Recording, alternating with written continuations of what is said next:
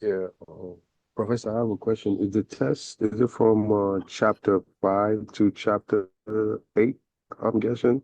It's 1 through 8, actually. All of my tests are comprehensive, so there are almost always is some problems from the previous chapters as well.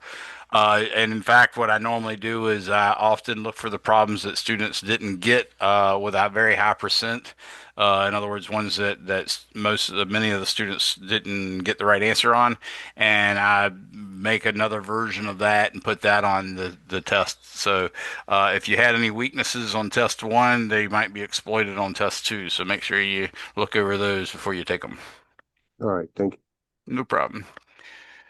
All right. Well, I want to remind everybody you do have an online test. I really wanted it to be due last night at 11:59 p.m. so that you would make sure everybody got it done before they possibly took the face-to-face test. Uh, And that was based on my face-to-face classes, which had their test today. They're actually face-to-face tests they had today. But the big thing is, it's really important that you do it beforehand. So I left the due date for the online test to be tonight at 11:59 p.m. So make sure y'all get at least one attempt on that before 11:59 p.m. tonight, and that will actually make it a little easier on you to complete your face-to-face test because they are on the same chapters. And then we'll have another practice test come up for the next test, which should be chapters 1 through 10, and that will be an online test. And then, of course, we'll have another later face-to-face test as well, test 3, and a final exam. So let's go ahead and get started. We're in chapter 9. And of course, chapter 9 was called Collisions or Conservation of Momentum. Actually, let me double check the name before I go. Linear momentum was the only name of it, even though it involves linear momentum and conservation of kinetic energy, what we call elastic collisions. It also includes center of mass calculations. So it's got a lot of stuff in there.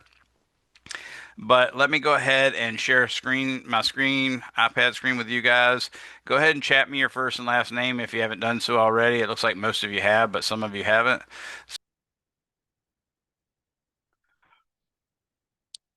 Okay. So I've taken the time to go ahead and write out a couple of examples, and I've done some of the calculations a priori just to make sure we have them written out neatly enough for you guys to read, and in such a way that I can go through them. At least this first calculation, because this first one's really not very difficult at all. The first derivation I'm doing, so I wanted to make sure I could sort of roll through it quickly without having to take a lot of time to write in real time. But I'll explain all the steps, and you guys need to ask me questions if you can't follow it, and I do want you to follow it. So, for instance, you feel free to write. It's just my writing takes longer, I suspect, than yours because one, I'm OCD. Two, I'm writing on a tablet, and three, tablet writing is a pain in the butt. So, and that's a person that makes lists with numbers to count just because he likes making lists with numbers to count. So I forced the third thing in there. All right, what I have here is calculate the recoil velocity of a 4.90 kilogram rifle that fires a .029 kilogram projectile with a muzzle velocity of 642 meters per second.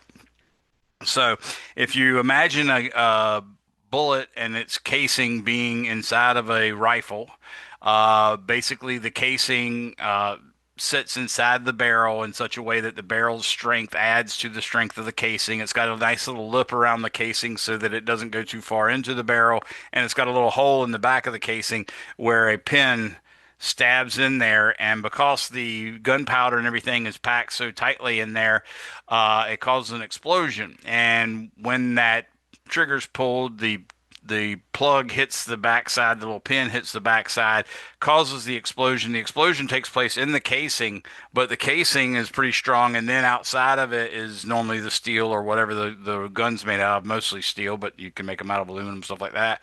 And that keeps the explosion from blowing out like this, and instead forces the force of the explosion to just blow forward. That pushes the shell, the projectile part, or excuse me, that pushes the bullet, the projectile part, out of the shell, and it travels down the barrel and then leaves the gun, and it leaves that gun with what we call a muzzle velocity. If you look at that, you realize that there's a lot of forces going on. There's a huge explosion inside. That explosion is acting on the casing and on the barrel itself, and it's acting on the projectile itself, and the little pin is acting on the casing. But all of those forces are internal forces. So, in fact, what you have is a system before you pull the trigger in which the total momentum is zero, because the momentum of the bullet, which is part of the system, is zero. The momentum of the shell casing is zero. The momentum of the individual particles of uh, uh, black powder and whatnot, or gunpowder was the word I was going for. They're not moving, and the bullet's not moving. So all of, or excuse me, and the gun's not moving. So all of that has the initial momentum equal to zero. So what I would say is P initial is equal to little m, that's the mass of the bullet because it's little, and times big V, and that's the velocity of the bullet. Uh, but that's also zero initially. Actually, I'll just write in the numbers. So we'll say 0.029 kilograms times 0 meters per second, plus the other one had a mass of 4.90 kilograms, but its velocity was also 0 meters per second. So the momentum beforehand is zero. The gunpowder and all that stuff, of course, that's going to explode, but those are really small masses, so we're going to ignore that, even though there is some chance that some of it would leave. The momentum after after the explosion, though, is 0.029 kilograms times the muzzle velocity, which is 642 meters per second, plus the uh, rifle mass, which is 4.90 kilograms, times the velocity of recoil, which I'm going to call VRC. That's the momentum after the collision or after the explosion. Now, again, since all those forces acting are all internal forces, and really the only external forces is you might consider the force that the person holding the gun applies to the gun to keep it from falling in opposition to gravity. So that's like a normal force, but that's going to cancel out the weight. And there is a force where a person is going to push against the rifle butt in hopes of preventing the recoil. But we're in this case, we're actually imagining the recoil is going to take place without anybody resisting it, so we can calculate the actual speed of the recoil. So my job is to set P initial equal to P final. That's what conservation of momentum means. And in this case, I'm going to go ahead and compute the numbers. I've got zero for the left-hand side for P initial, and then I got 0.029 times, uh-oh, left off a decimal, 0.029 times 642.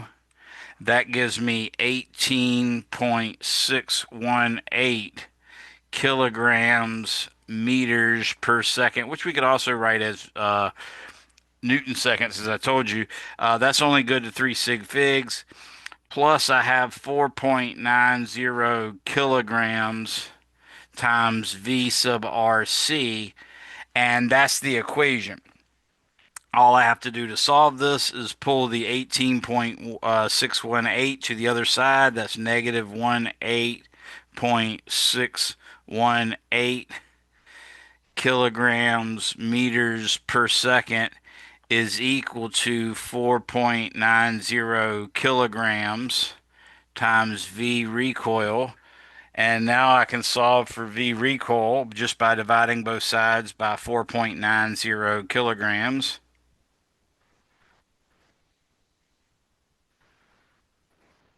And I get V recoil Notice it will be negative because we've chosen by saying the velocity of the projectile was positive 642. We have made the assumption that that particular direction of firing is the positive direction. And of course, the recoil is going to be in the opposite direction, therefore it's negative. So the velocity of the recoil is going to be a negative number. And we're going to take the 18.618 and divide it by 4.90. And that gives me 3.80, and we're not going to use that as another calculation, so there's no need in me showing an extra sig fig or an extra digit beyond the sig figs. The answer was negative 3.7996 basically, but again, we're not using this calculation anywhere else, so I'm just going to write it down to the appropriate number of sig figs, and that is our recoil velocity, negative 3.80 meters per second, and that's the velocity that basically causes your shoulder to be a little sore after a day of shooting or target practice, stuff like that. Uh, this is also a fundamental idea that a lot of screenplays, movies, stuff of that sort of get wrong. If you've ever seen any of the old footage, for instance, of like Sudden Impact. That was the first one I remember. Sudden Impact with Clint Eastwood, and he had this big 50 caliber handgun, and he's like, "Go ahead, punk, make my day," and he like shoot somebody. Well, the neat thing is, and they do this all the time and everything. If Clint Eastwood, who is a fairly large size guy in real life. I mean, even for actors are generally not that tall. A lot of them are not very tall or whatever. But I think Clint Eastwood might be one of the few that's fairly tall. I know what's his name? Liam Neeson is like 6'4", so he's actually a really good sized person. But I think Clint Eastwood's pretty good size, but he's still not super heavy or anything. So it's not unreasonable to think he's about the same weight of the people that he shoots a lot of times. But if he actually is shooting a gun that is capable of hitting a person, his size or maybe even slightly bigger or maybe a little smaller or whatever, and then that bullet hits them and throws them through a wall, then that would dictate that the exact same thing would happen to Clint Eastwood when he fired the gun, because conservation of momentum initially would say that the gun, while he's holding it, has to have exactly the same momentum going backwards as the bullet has going forward. Well, that bullet going forward has enough momentum to embed in a human and then blow them through the wall. So obviously, that bullet, that gun, had to have a comparable amount of momentum, and therefore should blow Clint Eastwood out the back. If you really wanted to, quote unquote, and I'm not saying this is a good thing or anything, but if you really wanted to be able to shoot someone so that they blow through a wall, you're going to have to shoot them with something like a cannon on a tank or something like that, or a 50 caliber gun mounted on a Humvee or something like that, so that the gun can actually be a huge amount of weight,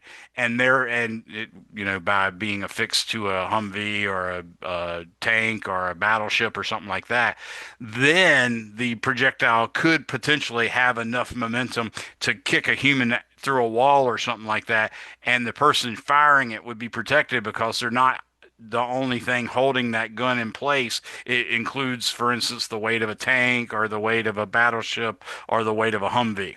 So, anyways, that's just a common misconception that you see repeated over and over again in movies.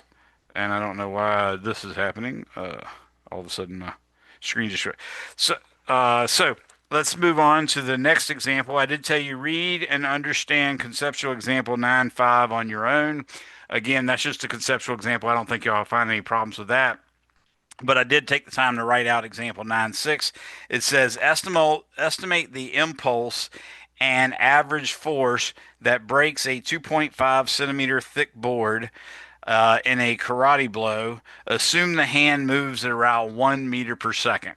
Okay, so we already talked a little bit about impulse, and I'll just remind you that if you ended up taking the force, and this was actually the net force, by the way, but an impulse can still be the impulse due to a single force. So I'm just going to write it as F and remind you that if we take it from Newton's second law, then it's the net force that I'm integrating. But in this case, it can just be any force.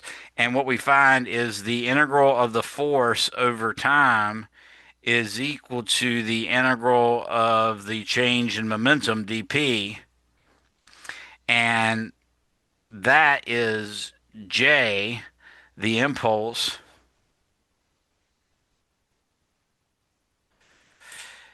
is equal to the integral of f dt, but that's also equal to P final minus P initial.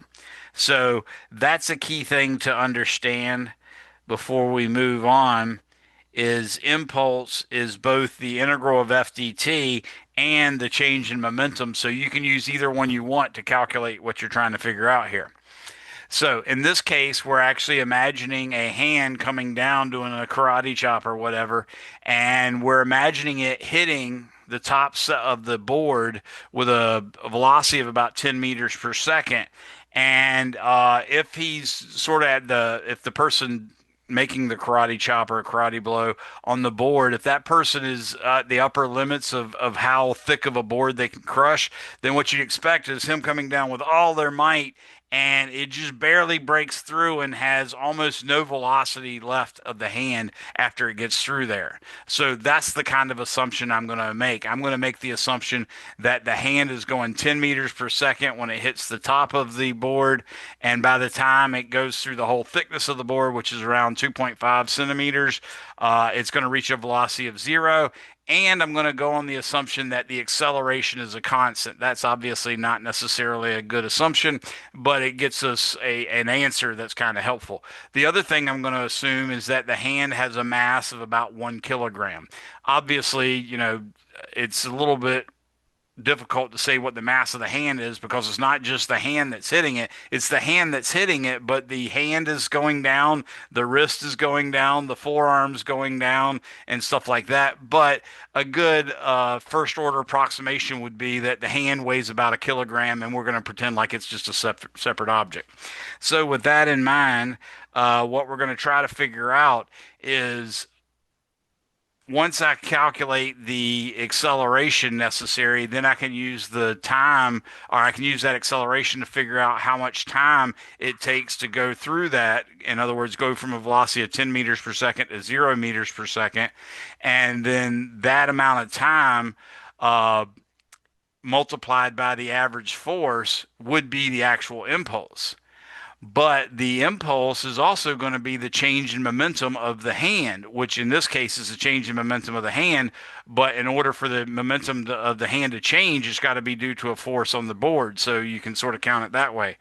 So if we look at impulse, J is P final minus P initial. And I'm not going to care about signs. I'm just looking for magnitudes.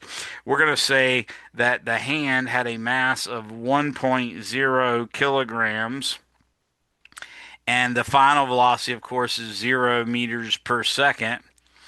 And then the 1 kilogram hand, again, has an initial velocity of 10 meters per second. And notice, I think I wrote it as 10.0 with an underbar on it. That's just to point out that this is, in fact, a 2 sig fig velocity. So obviously we get a negative here, but again, I just care about the magnitude. So I'm going to say this is negative 10.0 kilograms meters per second.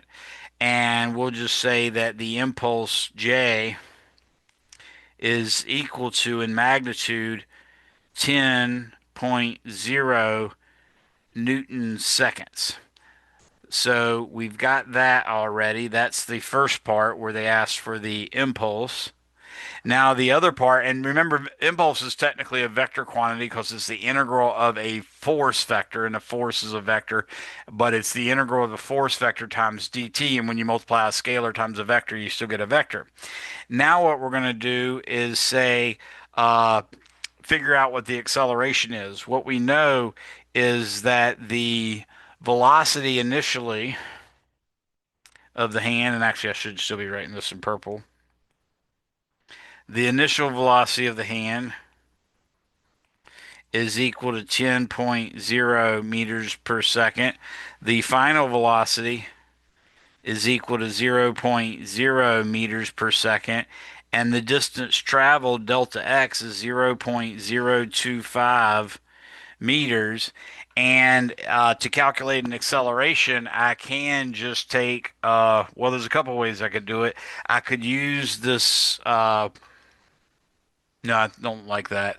I could use the v squared is equal to v zero squared plus 2a x minus x zero, and that would allow me to solve for the acceleration. And in doing so, I would get a is equal to v squared minus v zero squared over 2. And notice x minus x zero is just delta x. So I'm going to say this final velocity, of course, is zero point 0.0 meters per second. That's going to be squared minus 10.0 meters per second. That's going to be squared divided by 2 times 0.025 meters.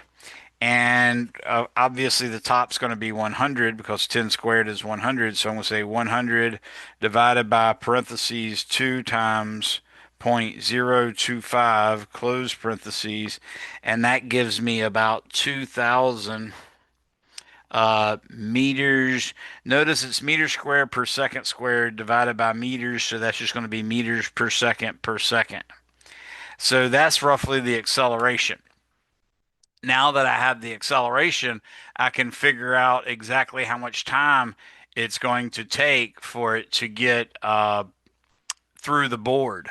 So I'm looking for an equation that relates acceleration and distance, and you might think x is equal to 1 half at squared plus v0t plus x0. But that, well, that actually works, but it will call, since we're solving for time, that's kind of a pain because we're going to have to use the quadratic formula, but we can do that. So let's try it. So 0.025 is the final distance traveled. That's equal to 1 half times 1,000, or excuse me, times 2,000. I was already multiplying by the 1 half times t squared plus 10.0 meters per second, and this should be meters, by the way, times t plus the initial position, which is just plain zero. So what we end up getting is basically 1,000 t squared plus 10 t minus 0.025 is equal to excuse me, is equal to zero.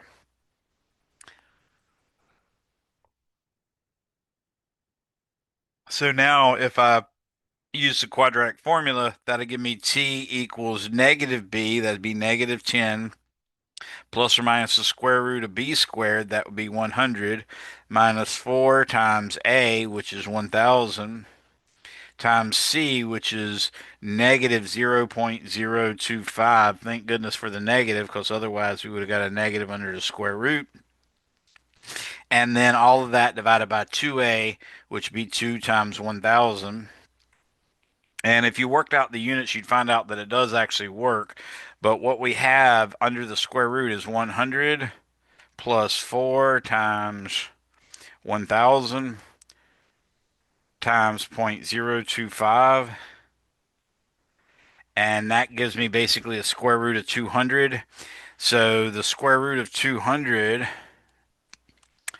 is about 14.14. So negative 10 minus 14.14 would give us a negative. So that doesn't work. So I got to use the top sign. So I'm going to say negative 10 plus 14.14. That gives me obviously 4.14. And now I'm going to divide that by 2,000. And that gives me 0.00207 seconds. And remember, J is also equal to sort of F average times delta T. So with that in mind, I can take this and get that the average force is about the J was 10, and now I got to divide that by 0.002. So I'm going to do 10 divided by the last answer I did, and that gives me roughly 4,828 newtons. And obviously, that's only good to 2 sig figs at best, but that's essentially our answer. So you might round that to a 5,000 newtons, but that's basically it. Anybody have any questions on that one? Your book got the same figure. It got 2,000 or 5 kilonewtons, and it got a impulse of 10 kilogram meters per second. No questions. I also have the chat uh, window open in case anybody types a question. I should be able to see that. Oops, didn't mean to do that, but okay. I tried to move my I have this little window here that's got my picture on it, that's got your name or my image on it, and it's got your names. And I tried to move it up a little higher so it'd be out of my way, and I ended up making it go across the whole screen. It covered up everything. All right, so that was example 9 6, or something equivalent to example 9 6. So we're going to move on now, and I wanted to talk to you a little bit about collisions. I'm going to say this stuff, but the main thing is I needed you to have a record of it, so that's why I went ahead and took the time to write it. So we're moving into a section where we're going to talk about collisions that conserve not only momentum. Remember, linear momentum is conserved when the net external force acting on the system is zero or negligible, and when it's negligible, then it's approximately true that momentum is conserved, but when it is when the total force acting on the system is exactly zero, then momentum is definitively conserved. Remember, that's a key thing you should know. That can be a simple concept question I can ask you at any time. You should be able to tell me under what conditions linear momentum is conserved. By the end of the semester, you should be able to tell me under what conditions linear momentum is conserved, under what conditions energy is conserved, under what conditions angular momentum is conserved, and that sort of stuff. You should be able to state Newton's first law, Newton's second law, Newton's third law, Kepler's first law, Kepler's second law, Kepler's third law, all that good stuff. So keep that in mind. But now we're going into the study of collisions, specifically with regards to types of collisions where the total kinetic energy is conserved. That's called an elastic collision.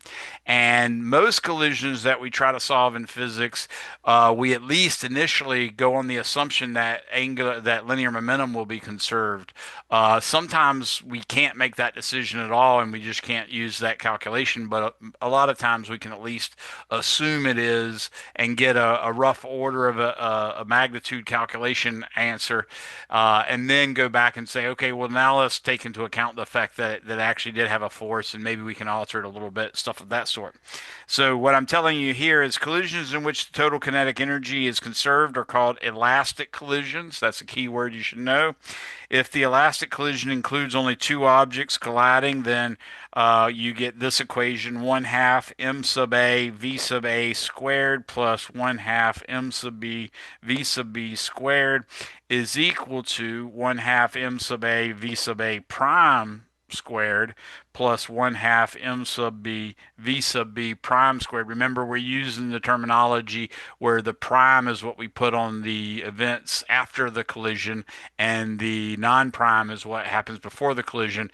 We're going on the assumption that the masses of the particles are not changing by themselves. I mean, there is some possibility that you could have a type of collision where two balls run into each other and some part of one ball breaks off and sticks to the other ball, or maybe even makes three balls total or something. We're ignoring that. We're just pretending like the masses stick together or stay together themselves, so that MA is always MA and MB is always MB, but the velocities can change. If the net external force on that two body system is zero or negligible, then momentum will be conserved too. Therefore, in collisions in one dimension, we have, and this, notice I wrote that last equation was a 9-7. That's the equation number that the book has. And this equation is 9-3. It's a little bit been altered. I wrote 9-3 last time, but that one had vector symbols over the V. So it was actually a potentially two or even three-dimensional equation. I've now reduced it to a one-dimensional equation where basically everything's taking place along what you might call the x-axis. You could call it the y-axis or the z-axis. but I'm just going on the assumption that'd be the x-axis. But it really doesn't matter because none of this has any x in it. So conservation of momentum then is MAVA plus MBVB is equal to MAVA prime plus MBVB prime. So that's equation 9.3 rendered one-dimensional for this example. Collisions that do not conserve total kinetic energy are called inelastic collisions. So that means there's a dichotomy. There's only two possible types of collisions. One is elastic, in which kinetic energy, total kinetic energy is conserved, and the other one's inelastic, in which total kinetic energy is not conserved. That's the only choices. However, there is another type of inelastic collision, and that's called a totally inelastic or completely inelastic collision. And that's when two objects collide like this and then they stick together. So, for instance, that train car that we worked in the last class, that was a case where one car ran into another car and got stuck to it. That's what we called a totally inelastic collision or completely inelastic collision. And I mentioned last time why we call it that. It's not that big of a deal, but anyways, that's this topic I wanted to cover for you, just to give you a little bit of background on the terminology we're getting ready to use. Now we derive an expression that will aid in solving elastic collision problems in which momentum is conserved. And from equation 9.3 and 9.7, those two equations we just mentioned, we get the following. One, notice I've changed equation 9.3, the version that I had, I've changed that into equation 1, and the version of 9.7 that I had, I've changed that into equation 2, and I just wrote it down. So as we first get the MA terms on one side and the MB terms on the other side. So I'm going to take these two equations and I'm going to use them to derive a more general result that takes into account not just conservation of momentum and not just conservation of kinetic energy, but takes them both into account. We have two equations to work with, so that means we're allowed two unknowns. This gives us another equation that sort of takes them both into account, and you'll see how I apply it in a second. It makes life a little easier. So we first get the MA terms on one side. So in equation 1, I'm going to subtract MA VA prime from both sides of the equation, and I'm also going to subtract MB VB. Notice I said MA VA prime was being subtracted from both sides, and then I said MB VB with no prime is being subtracted from both sides. Similarly, I'm going to do the same thing with equation 2, but I'm first going to multiply through by 2 so that pesky 1/2 won't be there. So in doing that, you can see this is what I told you where I wrote it out ahead of time so you don't have to wait for me to write it. But now you can see I've manipulated equation 1 so that MA is all on one side and the MB terms are all on the other side. And I did the same thing, or I'm going to do the same thing with equation 2.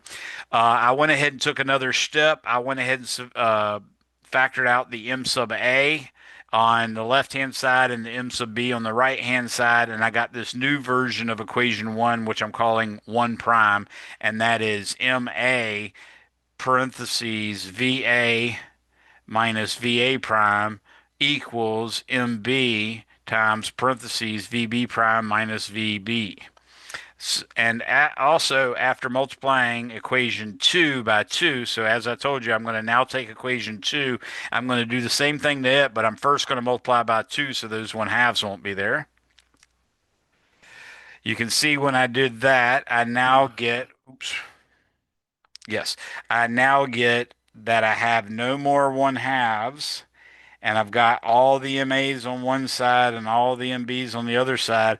Now I'm going to go ahead and factor those out like I did before, and I get MA parentheses VA squared minus VA prime squared equals MB times VB prime squared minus VB squared. Remember, a difference of squares is factorable. So as I said here, now we're going to factor equation 2 prime to obtain. So remember, the difference of squares, a squared minus b squared, is a minus b times a plus b. So I'm using that, and we see that we can call equation 2 prime now is going to be called 2 double prime, and it's MA times VA minus VA prime times VA plus VA prime. And then MB times VB prime minus VB times VB prime plus VB. Finally, we divide equation 2 double prime, which is this guy. We're going to divide that by this, excuse me, by this guy. So that's what we see right here. That's equation 1 prime on the bottom. That's equation 2 prime on the top. And we see that the MAs are going to cancel out and the VA minus VA prime is going to cancel out. So I just get VA plus VA prime like that. And on the right hand side, the MB is going to cancel out and the VB prime minus VB is going to cancel out. So I just get VB prime plus VB. That was part of the point. Now I'm going to write them such that the left hand side is before the collision, the right hand side is after the collision, and I'm going to factor out a negative so you can see some difference. So when I do this, I now get the difference in velocities before the collision, A minus B, is the negative of the difference in velocities after the collision. That's the ramification of conservation of kinetic energy and of course conservation of momentum. But the main thing is now we've got a nice succinct equation that we can use in any head-on one-dimensional collision in which the collision is elastic and linear momentum is conserved. So that's what I wrote here. We're going to make use of that. Your book makes use of it so much that they gave it a number. So it's equation 9-8, and we'll be able to use that. Anybody have any questions on how I went about doing that derivation? I didn't lose anybody, did I? Okay, so that final result, you'll see, look on your equation sheet that you have for allowed for this test and see what you can see about what equations are available in terms of momentum. And you'll know what's useful here. You don't necessarily have to memorize this derivation, but you do need to remember that you can use this result. And I'm going to show you how now in example 9-7. So I'm going to example 9-7 in the textbook. I'll read it out loud. I didn't get the time to write it down like I did last time. But in example 9-7, it says equal masses. Billiard ball A of mass M moving with speed VA collides head on with ball B of equal mass. What are the speeds of the two balls after the collision, assuming it is elastic? Assume A, both balls are moving initially VA and VB, and B, ball B is initially at rest. So we're actually not only working a generic problem in which the masses are the same. So MA equals MB equals M. So I'm going to write that I want to write that with an actual color instead of a laser pointer. So MA is equal to MB is just going to be called M. And in part A, we're going to imagine here's a mass M moving with velocity VA, and here's a mass M moving with velocity. Now, in principle, this velocity could be going the same direction or the opposite direction. So I could write VB like that. If VB was negative, then it would be going the other way. But the main thing is it could be going either way. Obviously, if these are going to collide, though, VA must be bigger than VB. So sometime later, we see that they collide. There's mass M, there's mass M. And then sometime later, we see that mass M is moving with velocity VA prime and mass M is moving with velocity VB prime. That could be what happens. It could be that they came together like this and they went off like that, but that'll all be worked out in terms of the sign. So that's part A. In part B, we're going to have M moving with velocity VA towards M with velocity VB equals 0. After some time, there's going to be a collision. Pew, pew, pew, pew. Okay. And it's cool to make good sounds like that. You got to be a real dude here and go. Okay. Now, after the collision, what might happen is we have M again with VA prime and M again with VB prime. Okay. So that's what we're trying to work here. So I'm going to start off with conservation of momentum. and the new equation that I found as well. So I've got VA plus VB. Well, actually, let me put it this way. Conservation of momentum gives me MVA plus MVB is equal to MVA prime plus MVB prime. But the M's are all equal, so I can just divide by M, and that would give me VA plus VB is equal to VA prime plus VB prime. So that's one equation we have. I'm going to mark that equation one, and I'm going to label this A because we're doing with part A. Now, the other thing I know is that VA minus VB is equal to the negative of the same thing, but this time with primes. And I'm going to call this equation two. So I now have VA minus VB is equal to, notice if you distribute that negative, it'd be VB prime minus VA prime, but that's neither here nor there. Now what I'm going to do is add these two equations because I can see, obviously the left-hand side is going to have VB cancel out, and the right-hand side seems to be such that it's going to have VA prime cancel out. So adding equations 1 and 2, I get VA plus VA is 2VA and plus 0. And then VA prime minus VA prime is 0. But VB prime minus VB prime is 2VB prime. So what we've reached here is that VB prime is actually equal to VA. So that's one answer. Now I can plug that in to equation one or equation two and then solve for VA prime, and then I'd be done. So I'm going to call this equation three, and I'm going to say plug 3 into 1. With that, I get VA minus VB or excuse me, VA plus VB. I was plugging it into equation 2 by mistake. VA plus VB is equal to VA prime. And then remember, VB prime is supposed to be just VA, so I'll say plus VA. Now I can see that a VA on each side cancels out. In other words, I can just subtract VA from both sides.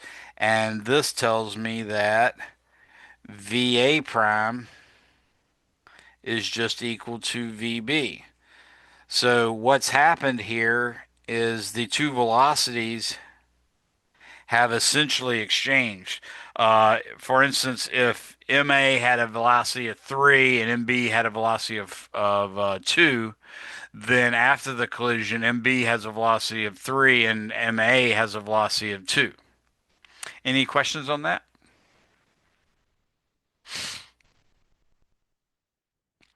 Now, that was the case where both of them had an initial velocity. Now we can go ahead and work on part B. And notice how I did that. I used the conservation of momentum, which is an easy equation to work with. It's linear, you don't have any squares and stuff like that. But I also had this extra auxiliary equation that I called equation 2, VA minus VB equals the negative of VA prime minus VB prime, and I was able to use that. Now, in this case, I still have the same scenario except VB is 0. So conservation of momentum gives me VA is equal to VA prime plus VB prime. That's going to be equation 1, but I also have VA. Normally that would be VA minus VB, so that's VA minus 0 is equal to the negative of, let me do this again, the negative of VA prime minus VB prime. Okay, And that's going to be equation 2. Now I can rewrite equation 2, and that's going to be VA is equal to VB prime minus VA prime, like that. Now in this case, I'm going to add equation 1 and 2. Oops.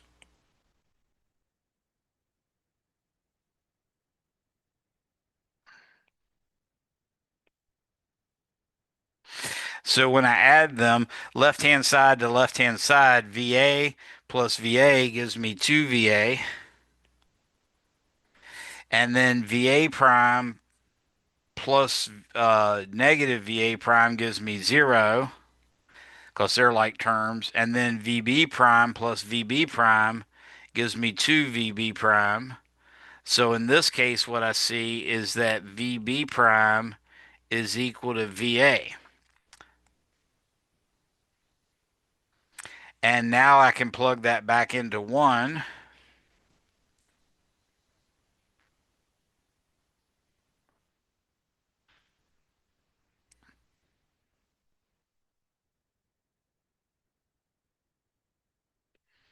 So I plug this result back into equation 1, and that's going to give me VA. And I know I didn't draw that equation 1 very well, so let me fix that. VA is equal to VA prime plus VB prime, which we just found was VA. So in this case, you say subtract VA from both sides. And when we do that, we get VA prime is equal to 0. So what we've discovered here is in this case, when you have a perfectly elastic collision where the two balls have exactly the same mass and they run into each other, but in this case, the target ball, like you'd say maybe the two ball or the three ball or something like that, the cue ball is coming towards it with some velocity.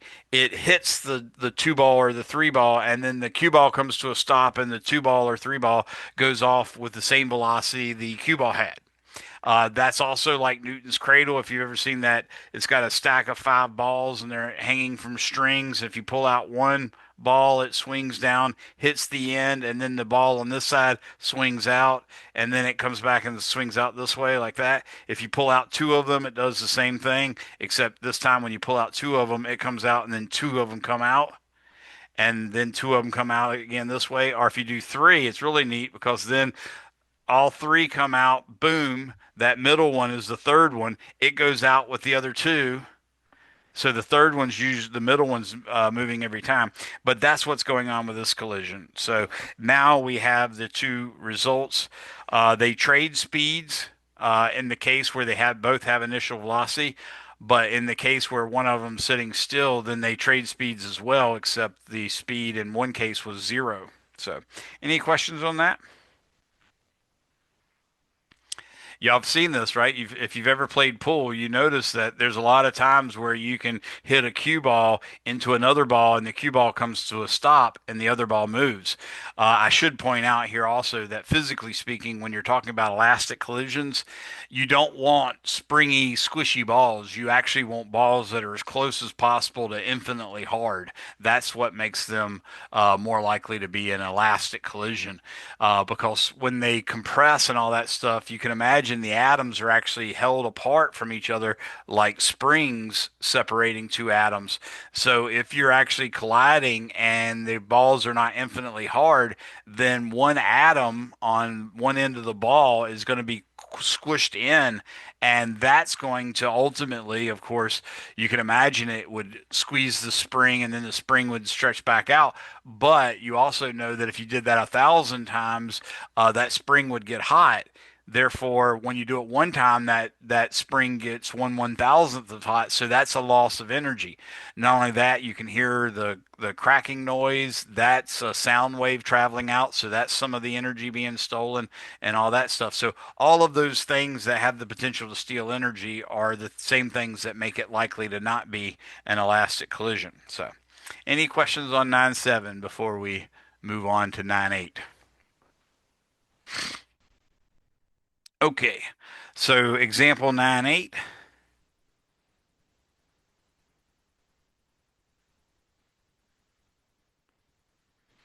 Example 9.8, unequal masses and the target at rest.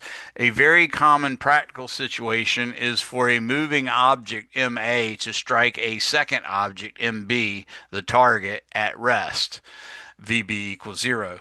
Assume the objects have unequal masses and that the collision is elastic and occurs along a line, i.e., it's a head on collision. For A, they want us to derive equations for VB prime and VA prime in terms of the initial velocity VA, the mass MA, and the masses MA and MB. Yeah. In part B, they want us to determine the final velocities if the moving object MA is much more massive than the target object MA, much, much, much, much larger than MB. And then part C, they want us to determine the final velocities if the moving object is much less massive than the target object. In that case, we mean MA is much, much, much, much smaller than MB. So let's work on this one. In this case, we have some information. We have basically a mass MA moving with velocity VA, a mass MB, and it's probably not good for me to write the MB in there because it just doesn't fit very well. And the same thing with this one. I probably should have wrote it on the outside.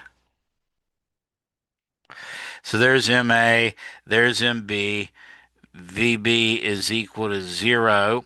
We wait a few seconds and then boom, they collide. And then we wait a few seconds and what we see is MA moving with some velocity VA prime and MB moving with some velocity VB prime.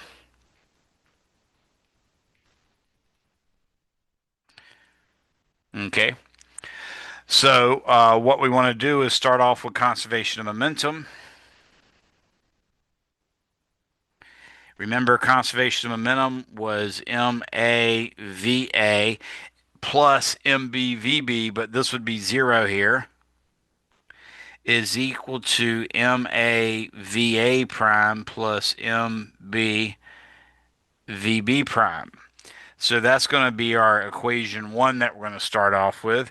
The other equation we have is supposed to be VA. Sorry about that. That's really ugly looking. The other equation we're supposed to have is VA minus VB, but the VB is zero. So I'll say VA minus zero is equal to negative VA prime minus VB prime, like that, and that's going to be equation two. In this case, what can we do? Well, we also have from this expression 2 and this expression 1, we can actually combine them. We can, for instance, solve equation 2 for VA prime and then plug it into equation 1. That would leave us with just one unknown because what we have here is we're going on the assumption that we know MA and MB and VA. So if we get rid of one of the unknowns by solving for it and then plug it in, then we'll only have one unknown. So solving, let's say solving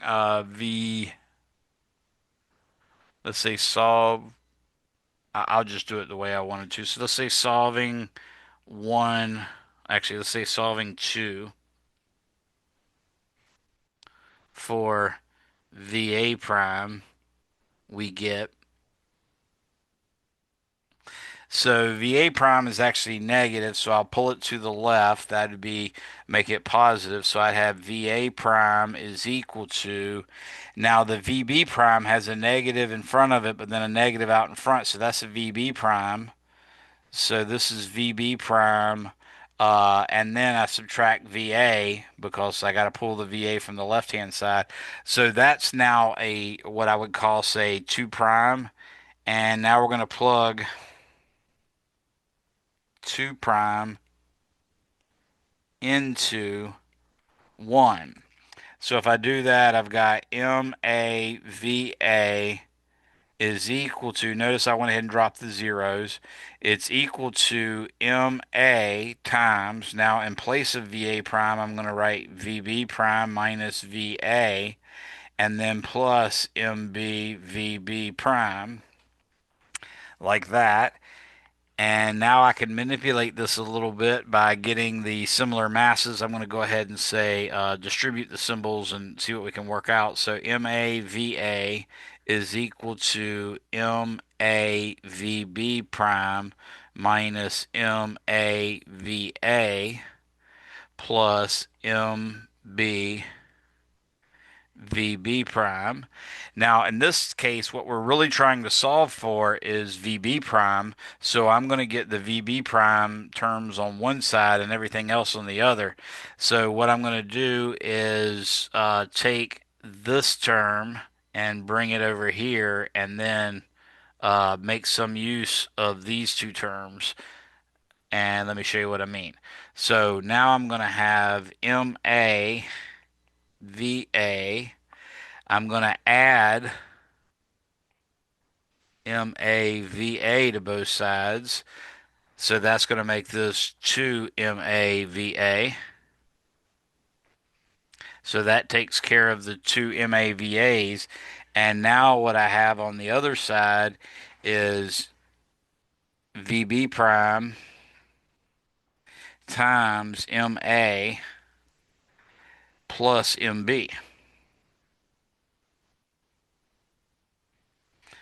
So I can finally say that VB prime is actually equal to 2MA over MA plus MB, and then all of that times VA.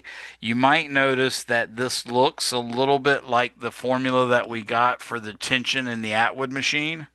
That would be a very astute observation, and it saves you a little bit of trouble if you happen to remember that. Remember, the tension was T equals 2m1 over m1 plus m2 times m2g. That was what the tension expression was. And the acceleration expression was m2 minus m1 over m1 plus m2 times g. You're going to see the similarities to this in a second.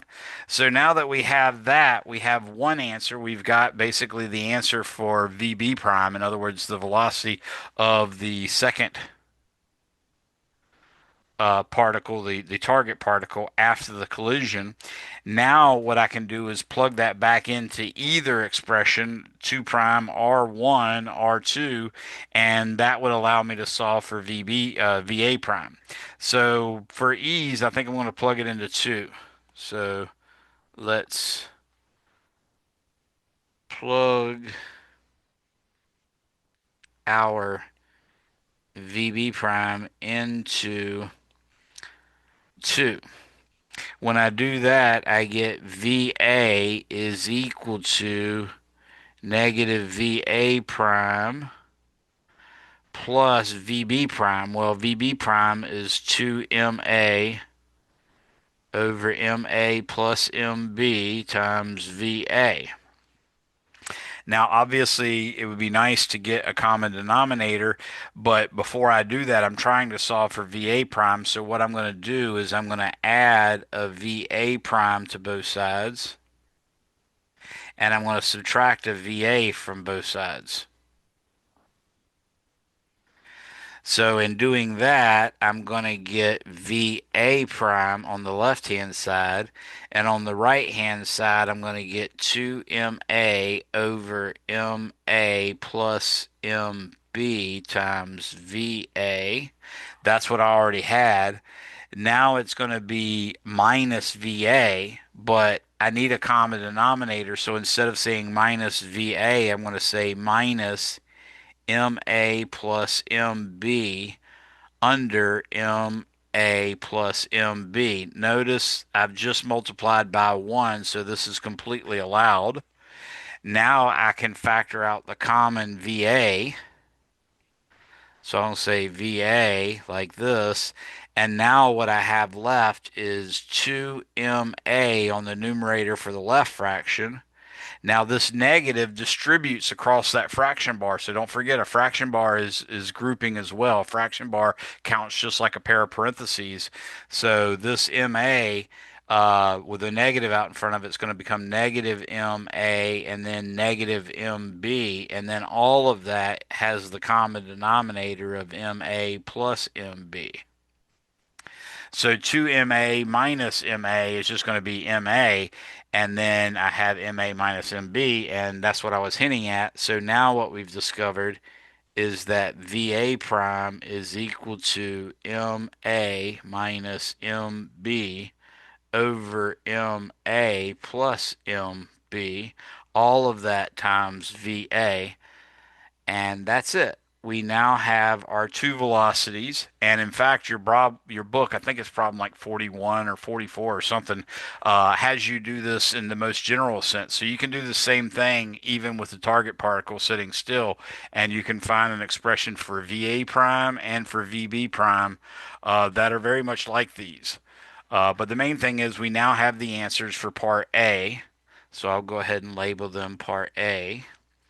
Now, for part B, what they want us to do is to consider the case where MA is much greater than MB. So this is like, a Mack truck running into a Civic or something like that. Obviously, you don't want to think about such horrible things, but that's what we're talking about here. So B, we're going to say MA is much greater than MB, and the best way to look at that is since MA is going to be the big one, it would be best to multiply by 1 over MA over 1 over MA. So when I do that to VB prime, actually let's do it to VA prime first. So VA prime is going to be 1 over MA. I know that M turned out terribly. 1 over MA over 1 over MA times MA minus MB over MA plus MB. All of that times VA. So you see what happens is I get 1 minus MB over MA over 1 plus MB over MA times VA. And if you allow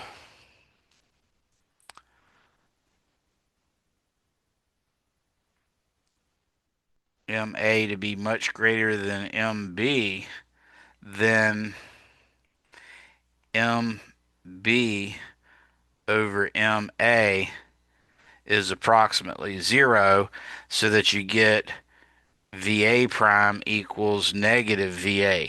In other words, uh, basically, if this is VA prime, right? Yeah, VA prime. R more VA prime equals negative VA. That was right, right? Yes. So VA prime is equal to negative VA. Uh, did I do that right? MA was supposed to be the one moving, and it's supposed to be a lot larger than MB.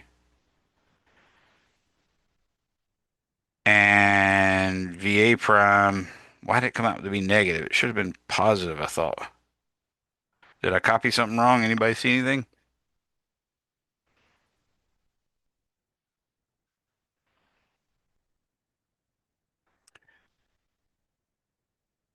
Did I do the right part? Let's see, part B was MA much greater than MB, and I take the limit as MA.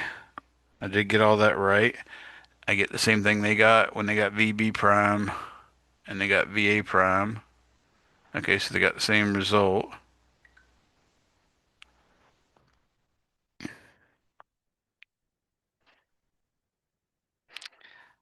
I don't know why this, well, I know why it came out negative because the math said that, but what does VB prime do? VB prime Again, I'm still going with part B. So I'm just going to work through this and see what happens. VB prime, I'm going to do the same thing I did here. I'm going to multiply by 1 over MA over 1 over MA times, of course, in this case, it was 2MA over MA plus MB and all that times VA. And this ends up giving us 2 over 1 plus MB over MA times VA. And of course, that means VB prime is equal to 2VA. So that is what I expected. That is what I remembered being so horrible. So in this case, when like a Mack truck runs into the back of a Honda Civic, if the Mack truck, let's say, is going 60 miles per hour and the Honda Civic, instead of crumbling, which it's supposed to do to help save the people in it, if it was just a rigid ball that collided, what would happen is the Mack truck would hit the Civic at 60 miles per hour, and the Civic would take off at 120. So that's a very, very serious thing. Uh, the VA prime is negative of VA. I think it's supposed to just come out to be plain positive VA, but I don't know why it came out that way. Uh, VA prime is on the order of VA. I just don't have any idea why it came out negative, but that's okay. Now we're going to do part C, which is more or less the same thing. So for part C, part C, this time we have MB is much, much, much greater than MA. So we had VA prime is equal to MA minus MB over MA plus MB times VA, like this. So what I'm going to do is multiply again. This time I'm going to multiply by 1 over MB. So 1 over MB over 1 over MB. And that's going to give me MA over MB minus 1 over MA over MB plus 1 times VA. Again, if MB is much, much greater than MA, then I get VA prime is going to be equal to, because MB is so much larger, MB under MA is essentially 0, so I get negative VA. And that's one of the answers. In this case, I need to do VB, and VB prime was 2MA, if I remember correctly, 2MA, yes, 2MA over MA plus MB, and all of that times VA, but again, I'm going to multiply by 1 over MB over 1 over MB, and that's going to give me 2MA over MB over MA over MB plus 1, and all that times VA, like this, and in the limit as MA or as MB approaches infinity is one way of looking at it. In this case, we're going to get VB is approximately equal to 0. So what happens here is the uh, particle that's the target vehicle or whatever that's super super massive, when the vehicle that's super super light runs into it, it doesn't affect the big vehicle at all, but the other vehicle bounces off with the same speed but in the opposite direction, whereas the initial target sits perfectly still. So that's what happens. I don't know. Again, I still ain't figured out why that came out to be negative. Let me double check my math real quick. I did get VA prime was equal to, let's double check, MA minus MB. I did get VA prime is MA minus MB over MA plus MB. times VA. And then when I multiplied by 1 over MA, I got 1 minus MB over MA. Oh, no wonder that was supposed to be a positive. The thing that in this first case, I took that negative, but remember this quantity went to zero, so it should just come out to be a positive. That's why I'm sorry, I just was looking at it like a goober, but this is about right.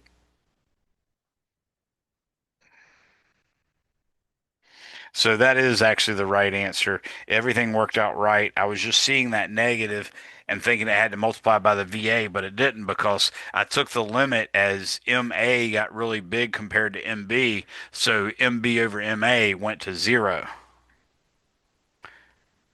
That's what I was showing here. And the same thing happened here that went to zero. And the same thing happened in this other problem was this went to zero and this went to zero and this went to zero and this went to zero. So that's how that all worked out. Anybody have any questions on that?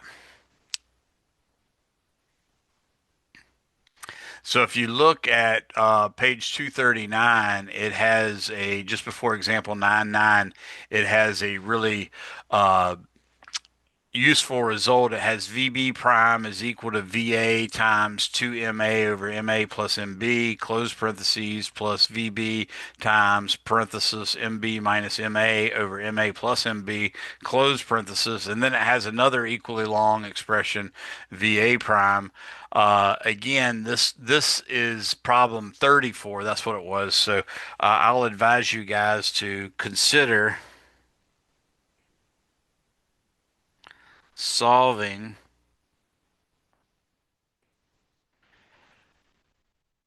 problem, and this is at the end of the chapter of your textbook. So the end of chapter 9, there will be a problem section, and you're wanting to solve problem 34. And basically, if you can do that, you're in a pretty good spot to be able to figure out anything that we're doing in conservation of momentum. So nuclear collision is example 9.9. Let's see what we can do with that.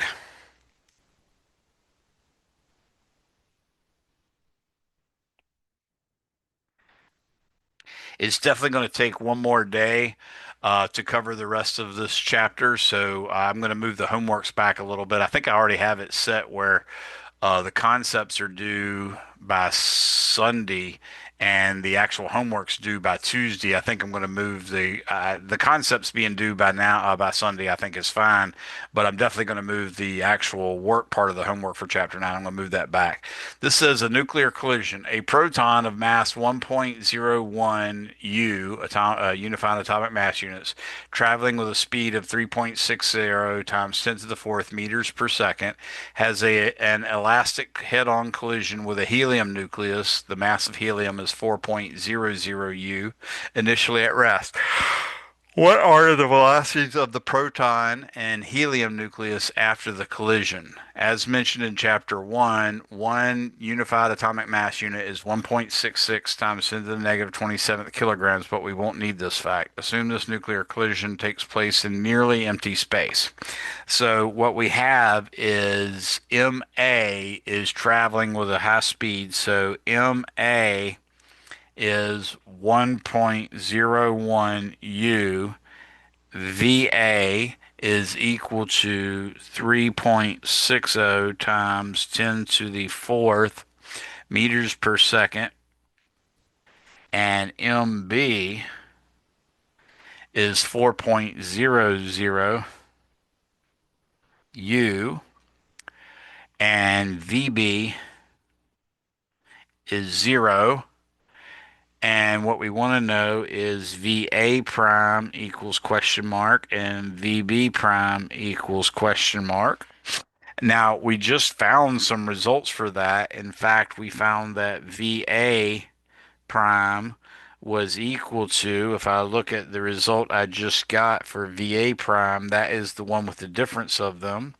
So that's going to be MA minus MB over MA plus MB times VA, and VB prime is going to be 2ma over ma plus mb times VA. So we already know the formulas. We just derived them in the previous problem. I just have to plug the answers in now. So VA prime, the velocity of the proton after the collision, is actually equal to 1.01 u minus 4.00 u over 5.01 u. Notice I went ahead and added the 1.01 and the 4.00, and then all of this is multiplied by 3.60 times 10 to the fourth meters per second. So this obviously comes out to be a negative. So what happened here is a proton ran into a helium nucleus, which is 4 times as massive, and of course the proton bounced back. That's why the velocity came out to be negative. 1.01 minus 4 divided by 5.01. So that gave me negative 2.99 over 5.01 times 3.60 times 10 to the fourth. That gives me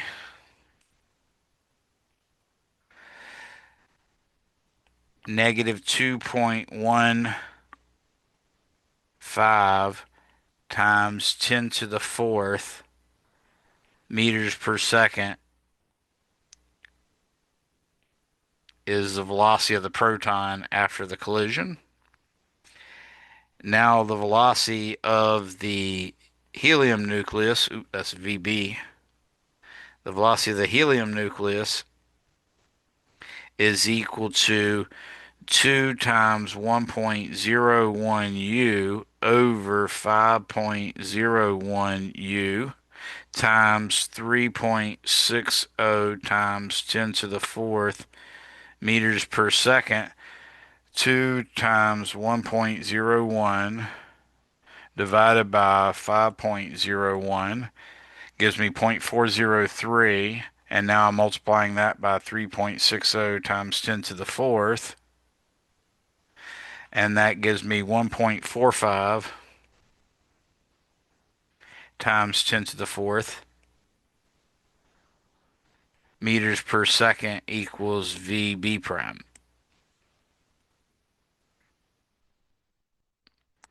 Anybody have any questions on that?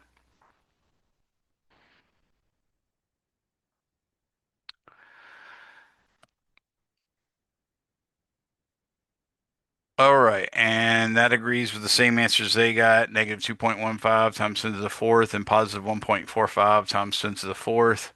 So that's it.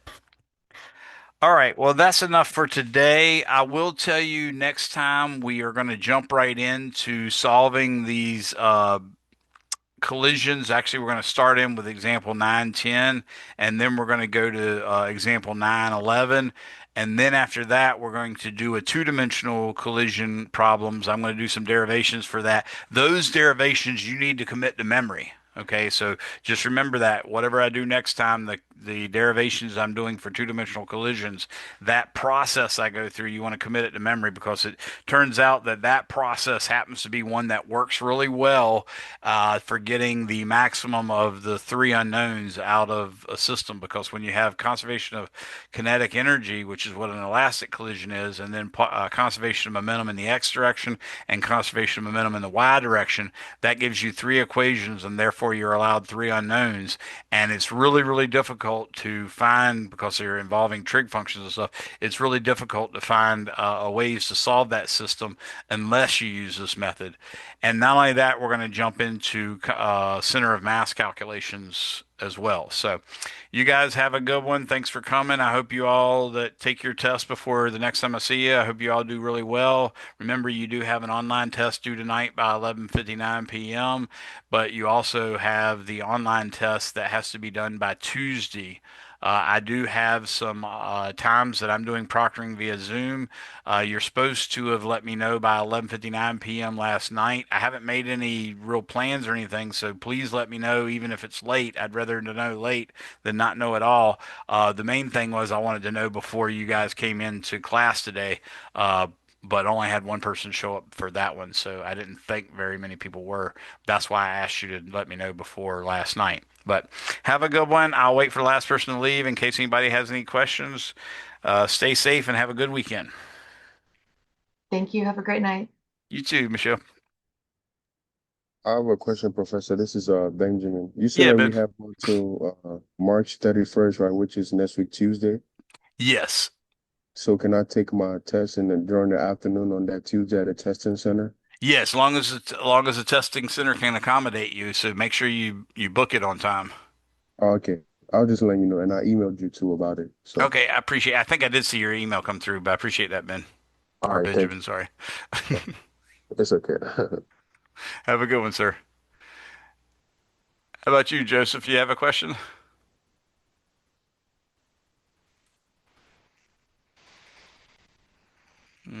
Joseph may not be here. All right. Well, I'm going to go ahead and stop sharing and say bye-bye, everybody. Thanks for coming. Joseph, you still don't have anything? Hopefully you chatted me your first and last name. I do not see your first and last name up there. Well, I guess you just going to not count.